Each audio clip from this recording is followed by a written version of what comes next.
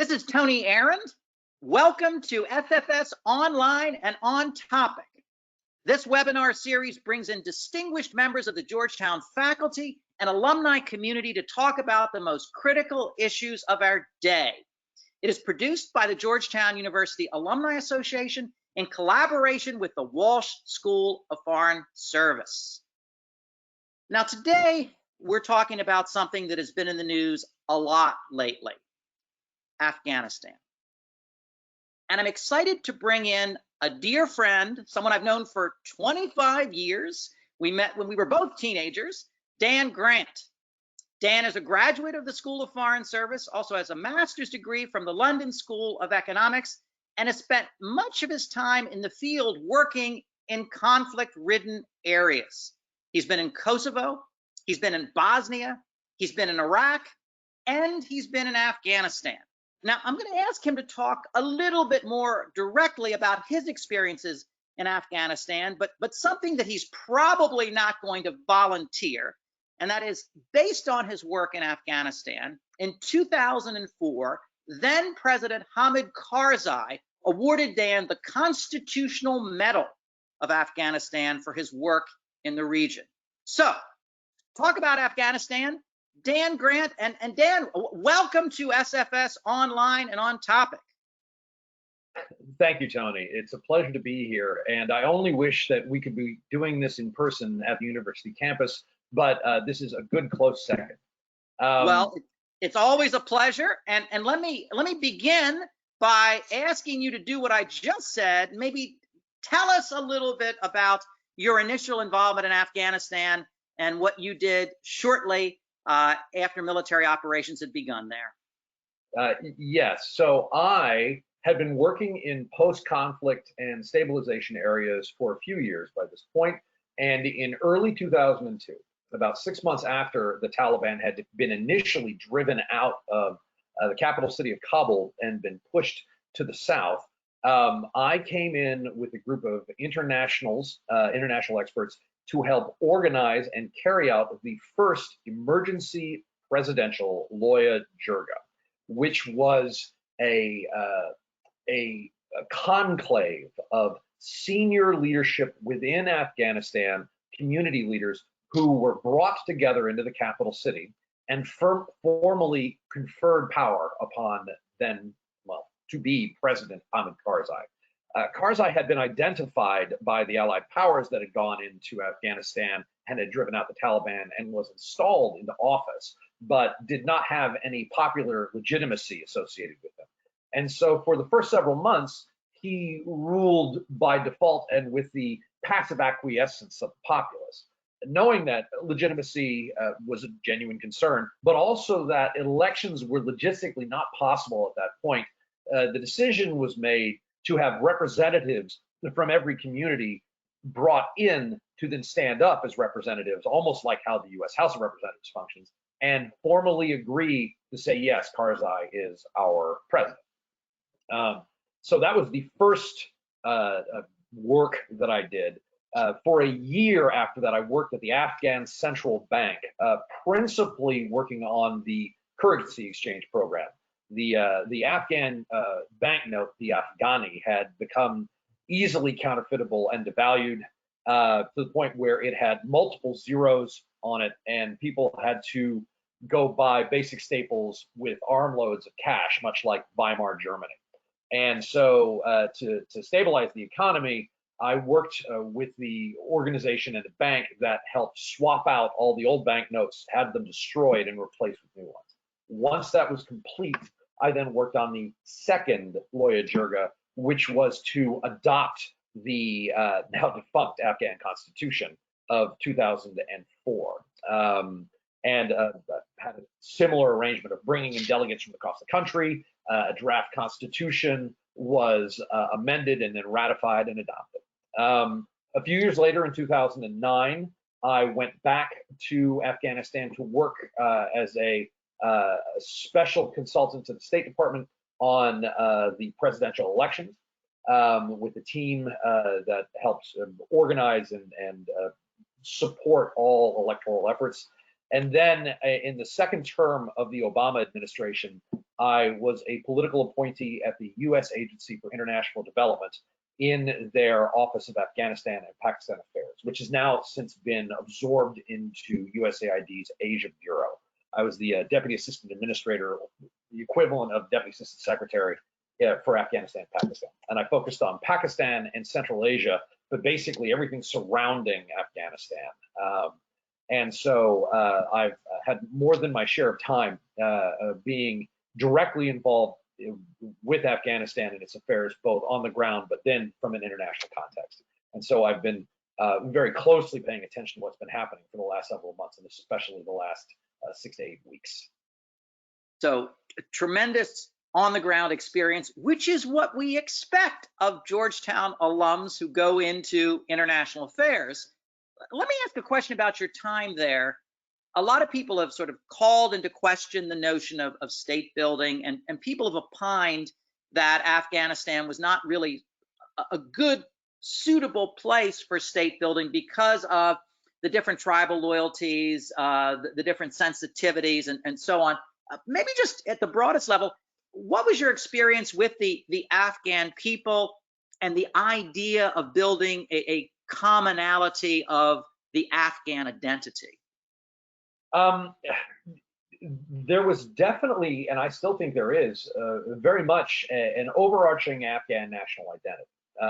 And certainly in the early days of being there, nearly 20 years ago now, there was a strong desire for national unity to set the violence that had been going on since the late 70s and up through 2001 behind them, so that everybody could get on and start organizing themselves, and people could start looking after just the simple desires that everyone has: to have employment, look after your family, come home at night, and watch your children grow up without having fear for their own safety.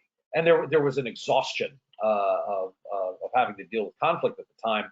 And one of the most striking things I remember at the time, at the first Jirga, was there was an event after the formal convocation of everyone getting together and convening, that children from all across Afghanistan, from different tribal areas, different ethnic groups, came in with pieces of a puzzle that were then assembled to make the shape of Afghanistan. And it resulted in warlords and hard-bitten commanders weeping openly at the prospect of this, which brings pain to the heart about how things are going now. But it shows that to my mind, the desire for national unity is fairly universal.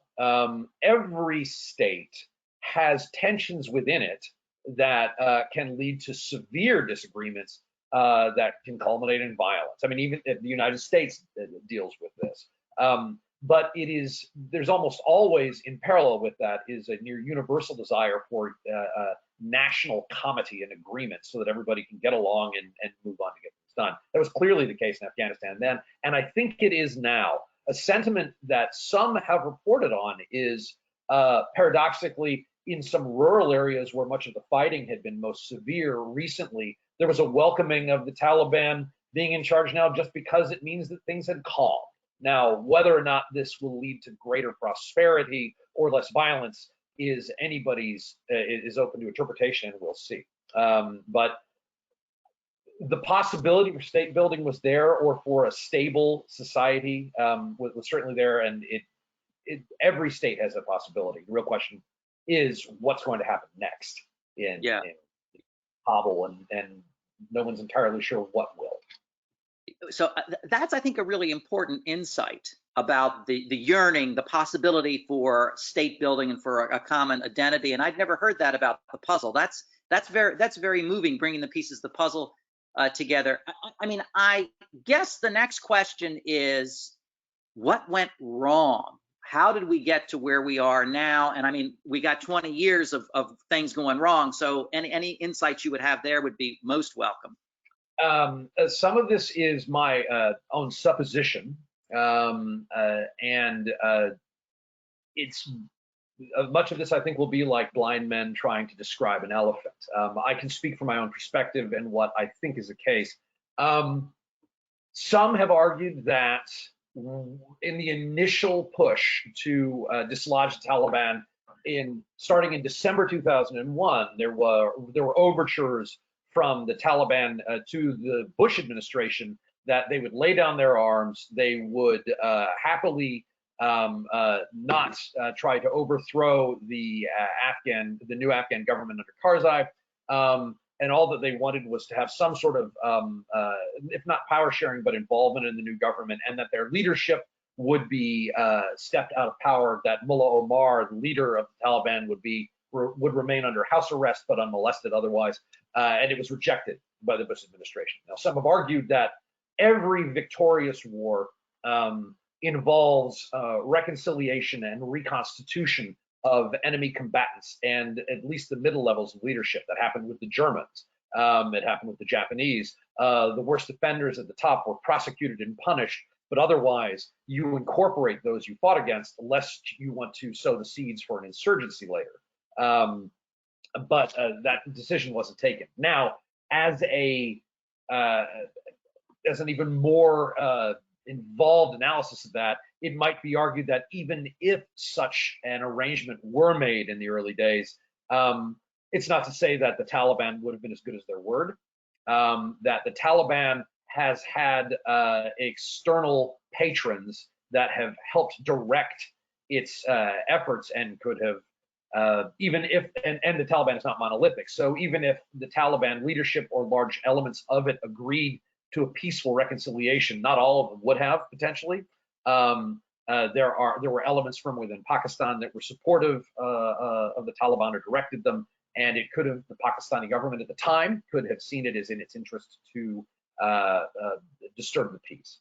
But it's all counterfactual because that's what did not happen. Then similarly, it was, I also think the scope of the United States government's ambitions within Afghanistan were always somewhat muddied.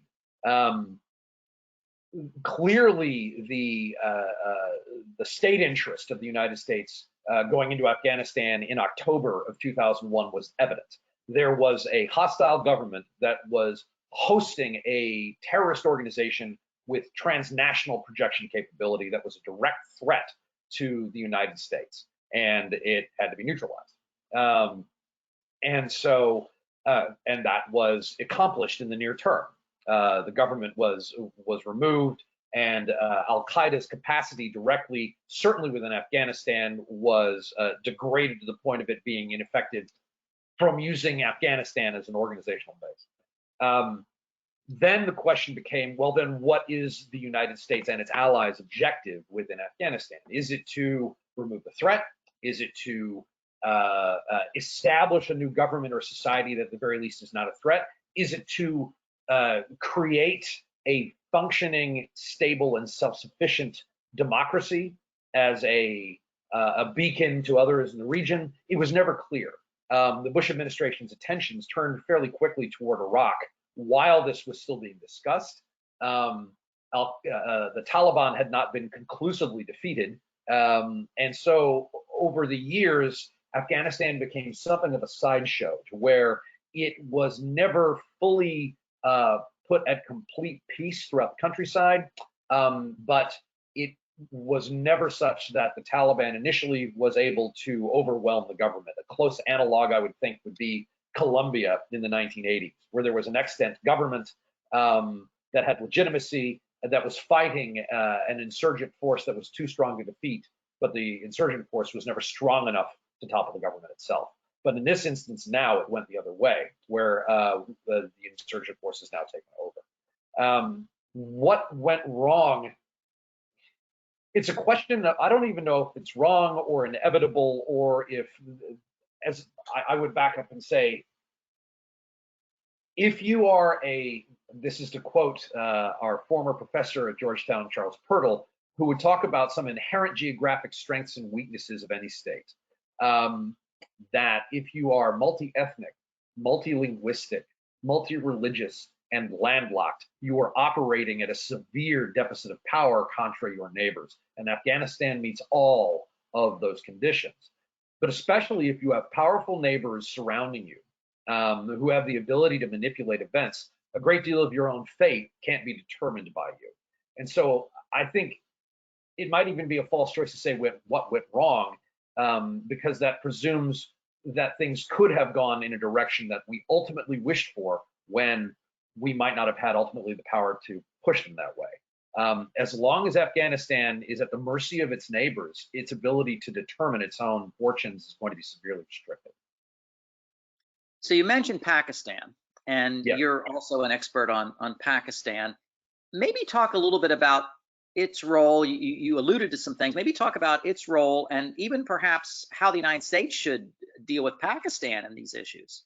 It's well, I haven't been involved with Pakistan for a few years now, and so I can't speak to what current policy among the Pakistan government is, or what the United States government's role is. Historically, Pakistan has been very much involved in how Afghanistan has conducted itself. It's its neighbor, and to be fair, this is common for all states. The United States is interested in the affairs of Canada and Mexico. The Germans and the French are interested in each other, and so on and so on. And there has been in the past expressed desires put out by the Pakistani government about how having a close relationship that is favorable with Afghanistan helps Pakistan's immediate security concerns vis-a-vis India, where if there were a conflict to arise with India, by having a friendly neighbor behind it, Pakistan would have strategic depth. Now, some have argued that this theory of why Pakistan would be involved doesn't necessarily hold up. Both India and Pakistan are nuclear-armed states, so a ground incursion in Pakistan would not likely happen as a result. Be that as it may, though, from the Pakistani government's perspective, they see it in their interests to be involved. What happens now? That is an interesting question, and I'm not entirely sure. A great deal of American government policy for the last 20 years with Pakistan has been through the lens of the United States government's involvement in Afghanistan, U.S. government's ability to get to Afghanistan, to resupply its forces, to bring in aid, equipment, has been with Pakistani permission. Initially, there was some support that was allowed to come through Russian airspace and then former Soviet, now Central Asian states. But over time, that has limited. It's been principally Pakistan. And so it is made for a complex relationship between the United States and Pakistan, where at the one time, involvement of Pakistan in Afghanistan might have been running contrary to American policy interests, but at the same time, America needed Pakistan, at least its approval, to prosecute war.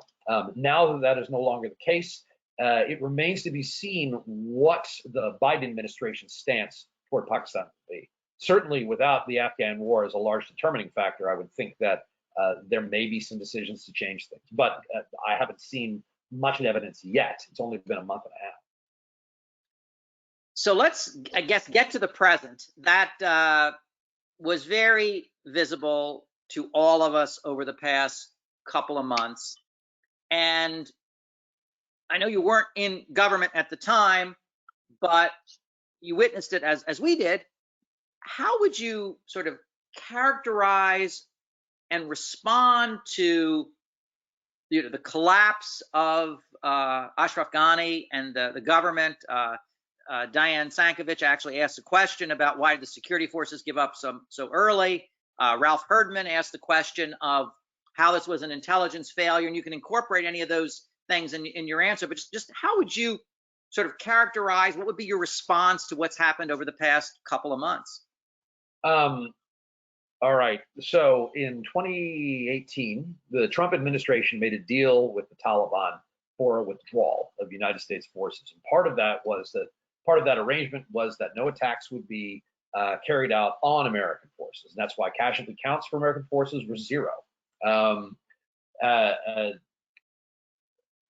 As such, over time, the Taliban were able to make gains, principally in rural areas, and then a self-reinforcing loop started in late spring, of where first rural district areas, then provinces started to come under Taliban control, then the larger urban areas, and it became a reinforcing cycle of where local security forces that were allied with the Ashraf Ghani government, or part of the Ashraf Ghani government, saw what had happened in the neighboring districts, saw no point in fighting, and then ceded. And so it accelerated with each one.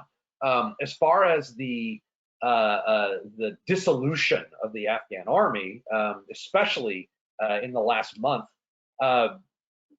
this is something that frankly no one anticipated, but in retrospect makes a sort of, there's a cold logic to it, which is the thinking was, or rather one could posit that if you were an Afghan army soldier and everyone's prediction was at the very least the Afghan army could hold out for 6 months to 2 years after American forces had departed.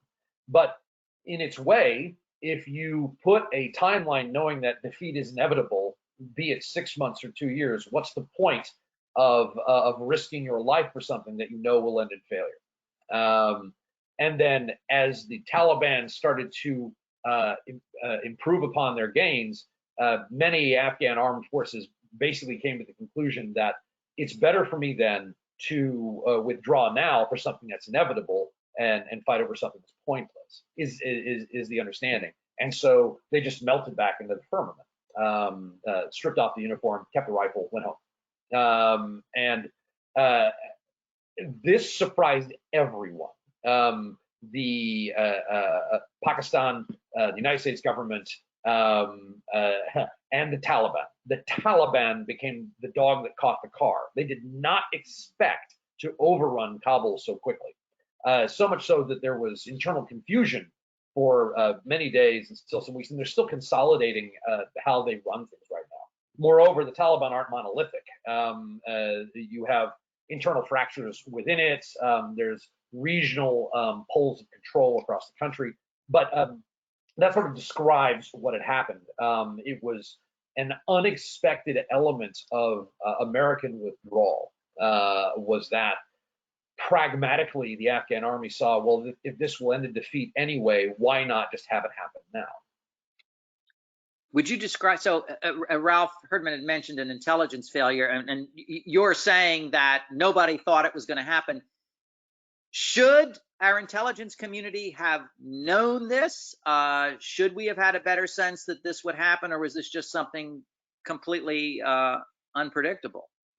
Well, I'm sure that there are different elements of the USG that said not only should we have known, we did know it. The amount of back covering that's happened after the fact within different elements of the U.S. government has been pretty clear, with different groups saying, oh, well, we warned about this a long time ago, which is translation for it's absolutely not our fault. Going from there, it's hard to say because to discern between different parts of intelligence can be difficult. You can get absolutely credible reports from a trusted source and trusted analyses that will say, oh yeah, the state is solid, esprit de corps and morale and willingness to fight within the army is strong, and so we'll be fine, versus one that says the complete opposite, and making the distinction between the two is hard. But also there are events that nobody would have predicted that it would have happened in this way. Yeah, and I liken it back to Saddam Hussein's invasion of Kuwait in 1990, where there was diplomatic misreading, there were domestic political concerns or grievances on Saddam's side against the Kuwaitis that were not being resolved. There was a misunderstanding from Saddam's government about how the United States would not get involved if this happened, and so as such, Saddam invaded, and everybody was caught by surprise by it, which in retrospect made sense, but at the time, nobody had foreseen. And so I'd liken it to that, where after the fact, it seems obvious, but beforehand, everybody was caught unawares, and whether it could have been anticipated, it's unclear. And frankly, I don't know. It's too soon to tell, to quote Joe and Mike. Well, it is interesting with Iraq. So April Glaspie, who was the U.S. chargé d'affaires in Iraq, met with Tariq Aziz, who at the time was the Iraqi foreign minister, and there was a conversation about Iraq's territorial claims. Now, that's very vague. And she apparently said something along the lines of the U.S. doesn't have a position on Iraq's territorial claims. Now, that would be like the U.S. saying, you know, we don't have an opinion on somebody, you know, whether Norway claims this island or that. And you're not necessarily thinking anything about it. But apparently, Tariq Aziz took it as, and took it back to Saddam, apparently, as an indication that the U.S. won't do anything if we pursue that. And it was a complete misread. And yet at the time, you could see where no one would have thought that. Well, let me also ask a question. So Ashraf Ghani,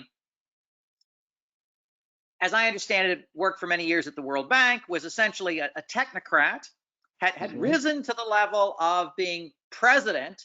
And one thing that really surprised me is he was out of there. He was absolutely out of there in ways that nobody anticipated. Any observations on Ghani? I don't know if you ever met Ashraf Ghani. A few times. Nothing substantive. I'm unsure if Ghani's. For those who are watching, President Ghani fled the country within a few days of Kabul being overrun. Prior to this being overrun by the Taliban, and some have argued that, and some within the Afghan government have said that he did it without alerting anybody and just disappeared under cover of night to escape. And it's been argued by some that his departure helped accelerate the collapse of the rest of the government and holding off of the Taliban, and an orderly departure for foreign forces or evacuation of Afghans into other countries who had cause to leave. Again, it's difficult to see if that's dispositive of anything, because given the rate with which the Taliban were approaching and breaching in, it's unclear as to whether or not Ghani's staying would have made much of a difference about halting the Taliban from coming all the way up to the gates of the presidential palace. In a similar vein, there were reports coming out about how the Taliban had offered American forces the option to create a peacekeeping cordon for all of Kabul itself, rather than retreating to the airport. Which some have said, well, then why did U.S. forces give up the chance to have a complete control of the city and have an orderly evacuation? To which it's a city of 3 million people, and there were 2,500 American armed forces there, and so it wouldn't have been sufficient, and it would have been chaos. And I think American military leadership understood that and wisely did not take the bait, and stayed within the airport. In a similar sense, there was discussion of Bagram Airfield, and why did the U.S. government or why did American military withdraw from it and not use that as an airhead to stage evacuations? And it's because similarly, it's 70 kilometers, about 45, 50 miles away from Kabul along a central road that's not very easily defended, and there's only one gate to get in. And so it could turn into Dien Bien Phu. And so I think that there were a series of bad options that were available to American forces once the city had fallen. And so the decision was taken that the best of the bad lot was to stay within Kabul airfield in the center of the city. So let me back up just a second and ask the question about the decision to withdraw. And you noted that it was really it was the Trump administration that entered into the negotiations with the Taliban, and a decision was made, and the Biden administration followed through on it. Any observations on that? Reasonable decision, the right decision, the wrong decision? Anything you would want to say? I think President Biden, the Trump administration's motivations to withdraw from Afghanistan, they were stated, but I never found anything consistent as to exactly why. I can speak with a little bit more, I think, on more solid ground in taking a look at the Biden administration's to carry on with the withdrawal, largely in that by the time President Biden had assumed office, the drawdown of American forces was well underway. And so there were concerns that if there were a reintroduction of American troops, it would mean that attacks upon American troops would then, the Taliban would see Americans as being in breach of the agreement, whether or not the Taliban were operating agreement themselves with engagement with Al-Qaeda remnants, that sort of thing. But it would have meant an invitation to attacks upon American forces. And then with that in mind, I think President Biden came to the conclusion of, well, what is the ultimate strategic aim of remaining in Afghanistan? Aside from obvious humanitarian concerns and concerns in the abstract about supporting democratic states, what is the United States attempting to accomplish with remaining in Afghanistan and staying there, which would require more troops? To what end? And is it to, and I've seen it argued, some have said, well, it would allow the United States to have an outpost against other countries that some consider to be competitors now, against China, Russia, Pakistan, satellite states near Russia, China, Pakistan, Iran, and Russia. And that's true, but as mentioned before, it's landlocked and surrounded by all of these countries. How can you establish an outpost when the outpost's ability to survive is by the largesse of those that you are trying to prepare for against? I think President Biden came to the conclusion that this was ultimately going to be unsustainable. And there is a genuine interest on shifting American strategic focus to the Indian Ocean and the Pacific, and that our use of resources and engagement in Afghanistan wasn't in keeping with that strategic aim. And so attention was shifted. And I think part of this is quite conversely of where from China's and Russia's perspective, they're in a careful what you wish for position, because while harassment and support of American efforts in Afghanistan was happily tolerated, coldly it's now their problem to contend with. There's a reasonably good chance of internal splits within the Taliban and civil war within Afghanistan going forward.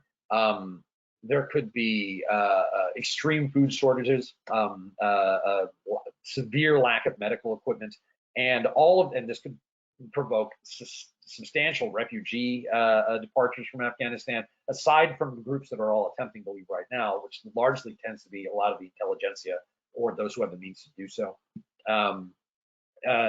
And this is the last thing that Pakistan, that Iran, that Russia, and that China would want. But on the other hand, they would have been happy to have the United States remain there forever, using resources going. Now that's a sort of cold realist assessment of it. But that's what I think motivated the decision to go, where I think President Biden had come to the conclusion that it had been nearly 20 years, that no resolution that was acceptable was within sight, and the cost of more blood and treasure to achieve something that would have been short of an acceptable resolution wasn't tolerable to him, and it wasn't in keeping with what this current administration's strategic aims were. And so that's why. That makes good sense. Let me encourage people to put questions into your question panel, and obviously sort of short, pithy questions are better than long discourses, but if you could go ahead and put some questions in there. As that's happening, Dan, we saw the evacuation, and at the time it was being compared to the evacuation of Saigon back in the day, and people were juxtaposing pictures of helicopters on the embassy in Saigon and helicopters lifting off in Afghanistan. Any observations you would have about the actual evacuation itself? All things considered, it was frankly a remarkable feat to evacuate as many people as they did, far outstripping the numbers that left Saigon in '75. The number of C-17s that were flying out round the clock, plus chartered flights to various third-party countries, has been was nothing short of extraordinary. The difficulty was in managing to filter through people past the airport gates in a way that was safe, and to identify whom was whom in a way that was inherently chaotic. And then once elements of ISIS, which have been present in Afghanistan for a few years and are hostile to the Taliban, decided to take advantage of the Taliban. ISIS considered, well, if we can both bloody the nose of the new Taliban government and make things difficult for the Americans, so much the better, set off a bomb at the main processing gate at the airport and cause things to close down. But up until that point, it was extraordinary in the amount of people they were that had managed to depart.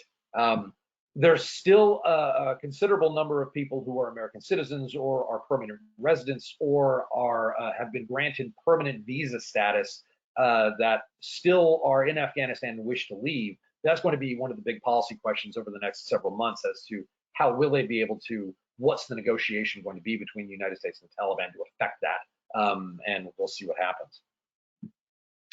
So a great question from my great friend, Jim Philippatos, who is joining us from London. I should note that Jim had worked in the Legal Advisor's Office of the State Department a number of years ago. And he asks, I think, a question that's on a lot of people's minds. He says, what hope do you see for women in Afghanistan being able to resist the Taliban's harshest sexist rules and to affirm their own basic human rights? I think it's less a question of individuals being able to resist. It's going to be more, what does the Taliban government decide to do that is in its ultimate best interest? Where the U.S. government has frozen $9.5 billion of assets and is currently for the Afghan government, and the Taliban government is rapidly running out of fuel, money, ability to import food, and a great many of the demands that are being placed upon them is don't align yourselves with terrorist elements and have a much softer approach towards human rights and rights of women. There are pragmatic elements within the Taliban who have said, listen, and this is a quote, we wish to be Saudi Arabia. We can be very conservative, but we can be involved in the international system and not considered to be a threat or offensive to any others. And we will be, we'll play along. The problem is that there are internal fractures within the Taliban, because there are others who will say, absolutely not. We want to revert how things were prior to 2001, and are willing to fight for it among themselves to do so.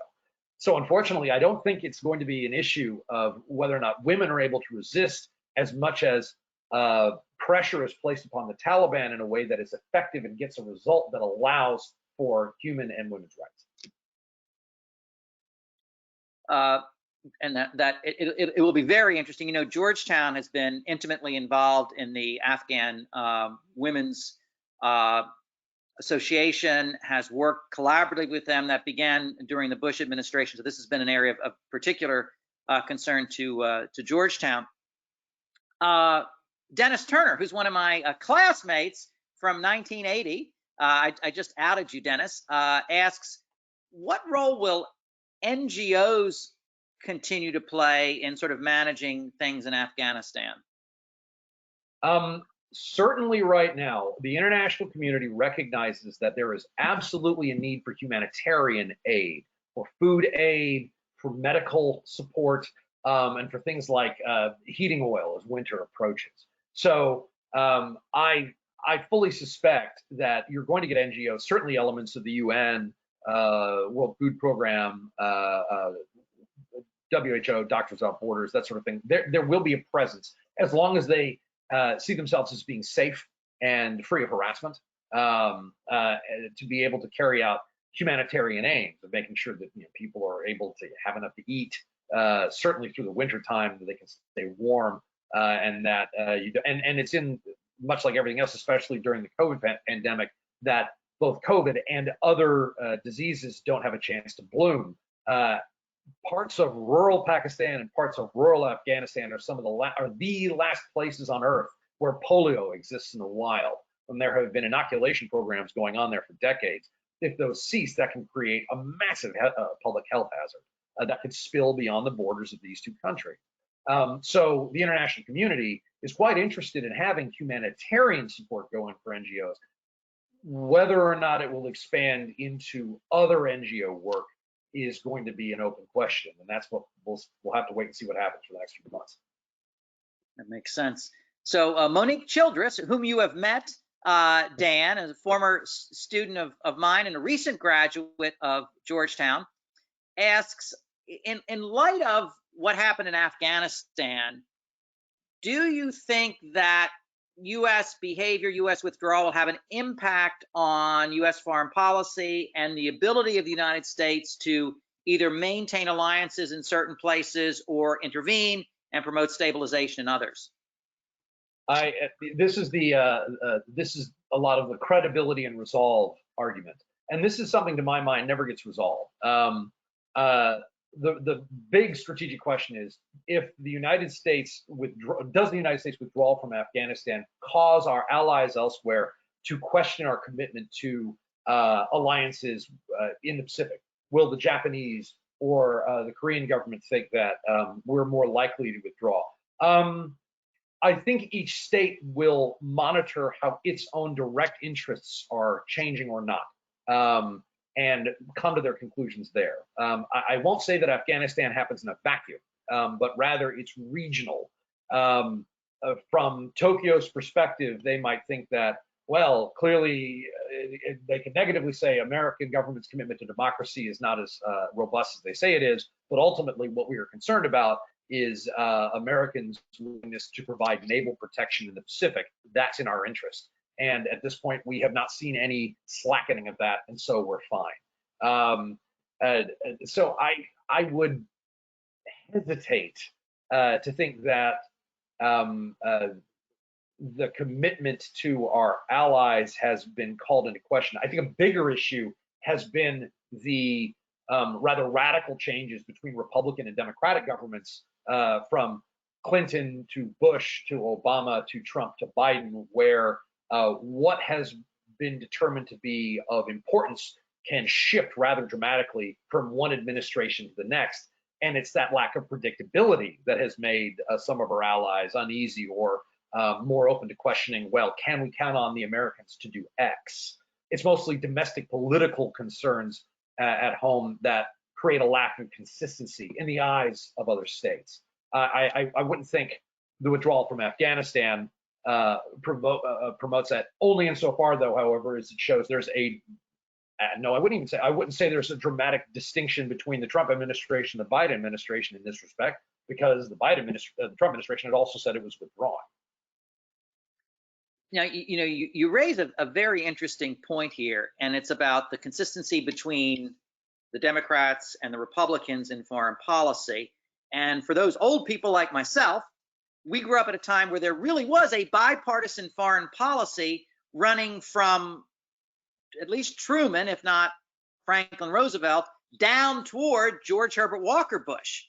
But when the Cold War came to an end, it seemed as though there was a lack of a coherent foreign policy in many respects, and that potentially leads allies and non-allies alike to wonder where the U.S. is going. Would that be your understanding? Do you see the possibility of a more coherent bipartisan foreign policy being created? It's always possible. I think that will flow from what are the domestic political pressures in the United States, and will you be rewarded or punished for having a bipartisan foreign policy? In my experience, domestic political concerns are what motivate American elected officials first, because that's where the votes are. And most voters don't tend to be responsive to foreign policy one way or another, unless it is a hot war where the casualty count is high or there's a direct threat to the United States. Otherwise, foreign policy tends to be an abstraction for most. Now, this isn't to say that it's unimportant. It just doesn't tend to have much political traction domestically. And therefore, I would classify the Cold War as being seen as an area where both Democrats and Republicans were in broad agreement over the threat that the Soviet Union posed, and therefore could act in unity about containing the Soviets, and would disagree about how you would do it. And the American public was generally bought into this idea and saw the Soviet Union as an adversary and was supportive of acting against it.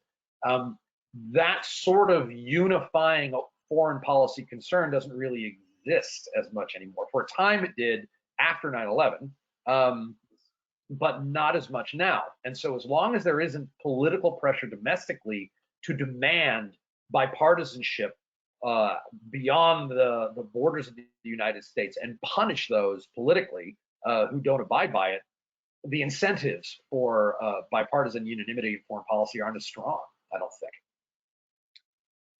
On that note, and I hate to end on that note, but our time has come to an end. And let me thank everyone. We had a lot of questions we weren't able to get to, and my apologies there. Dan, my friend, it is always a pleasure. Thank you so much for sharing your insights with us on this, and we look forward to having similar events to talk about this and other topics. And Afghanistan, for good or ill, is going to continue to be with us for a while. So let me thank you very, very much. Thank you, Chuck. Thank you for having me, and to everyone out there, especially those of you that I know, thank you for tuning in, and thank you for your good humor in all this. Well, thank you, as always. By the way, I should note that Dan is going to be appearing in a new online high school program that we have put together through the School of Continuing Studies on International Relations. Now, it's for high school students, and it's a subscription program, and Georgetown University will benefit from this financially, but Dan was one of the participants, and so you can Google it online and find out, and maybe your high school students out there will want to subscribe to it. But let me thank Dan again, and let me also thank Kelly Young, yes, of the Georgetown Office of Advancement, and a special shout out to Eleanor Monty Jones, who came up with this idea of SFS Online and On Topic. To everybody else, thank you so much for participating. We are going to have another one of these coming up this semester, and we will let all of you know. Have a fantastic day. Thanks so much.